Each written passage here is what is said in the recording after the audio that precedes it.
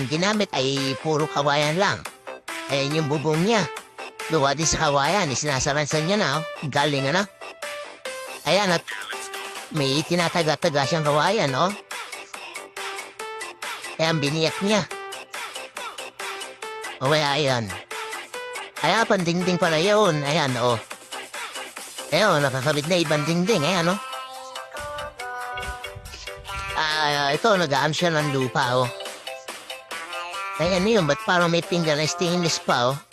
Na ano yun, putik, lang. Nagawa naman sa putik. Ayan, oh. May ginawa siyang singawan ng usok, labasan. Tinakpan niya din ng kawayan, oh. Ayan, nagano na siya ng kawayan, no? Sasalasalansan siya. Ayan.